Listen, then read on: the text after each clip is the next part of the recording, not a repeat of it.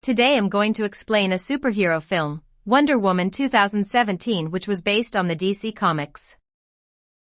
In present-day Paris, Diana Prince receives a photographic plate from Wayne Enterprises of herself and 4 men taken during World War I, prompting her to recall her past. The daughter of Queen Hippolyta, Diana is raised on the hidden island of Themyscira, home to the Amazons, women warriors created by the Olympian gods to protect mankind. Hippolyta explains their history to Diana, including how Ares became jealous of humanity and orchestrated its destruction. When the other gods attempted to stop him, Ares killed all but Zeus, who used the last of his power to wound Ares and force his retreat. Before dying, Zeus left the Amazons a weapon, the god killer, to prepare them for Ares' return.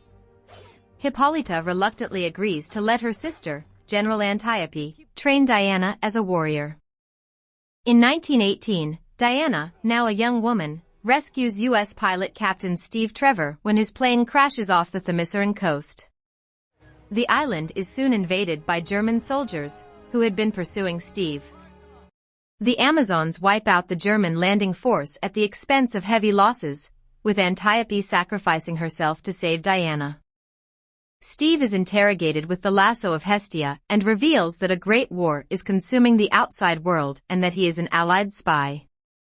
He has stolen a notebook from the Germans' chief chemist, Dr. Isabelle Marou, who is attempting to engineer a deadlier form of mustard gas under the orders of General Erich Ludendorff.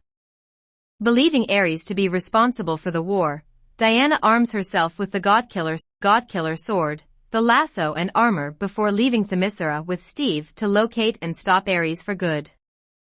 In London, they deliver Marou's notebook to the Supreme War Council, where Sir Patrick Morgan is trying to negotiate an armistice with Germany. Diana translates Marou's notes, revealing that the Germans plan to release the deadly gas at the Western Front.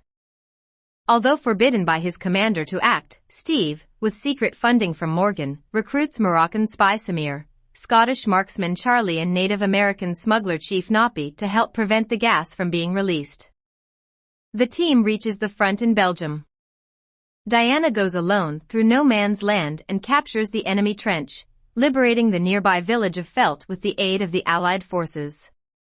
The team briefly celebrates, taking a photograph in the village, where Diana and Steve fall in love. The team learns that a gala will be held at the nearby German High Command. Steve and Diana separately infiltrate the party. Steve intends to locate the gas and destroy it, and Diana hopes to kill Ludendorff, believing that he is Ares. Steve stops her to avoid jeopardizing his mission, but this allows Ludendorff to unleash the gas on Felt, killing its inhabitants. Blaming Steve for intervening, Diana pursues Ludendorff to a base where the gas is being loaded into a bomber aircraft bound for London. Diana fights and kills him, but is confused and disillusioned when his death does not stop the war. Sir Patrick appears and reveals himself as Ares. He tells Diana that although he has subtly given humans ideas and inspirations, it is ultimately their decision to resort to violence, as they are inherently corrupt. When Diana attempts to kill Ares with the God-Killer sword, he destroys it, telling Diana that, as the daughter of Zeus and Hippolyta, she herself is the God-Killer. He fails to persuade Diana to help him destroy mankind in order to restore paradise on Earth.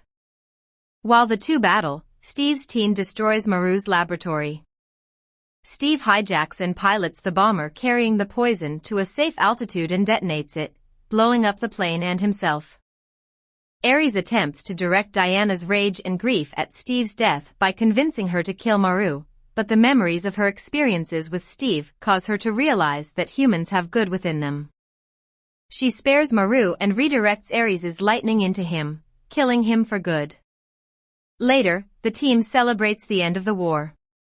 In the present day, Diana sends an email to Bruce Wayne thanking him for the photographic plate of her and Steve.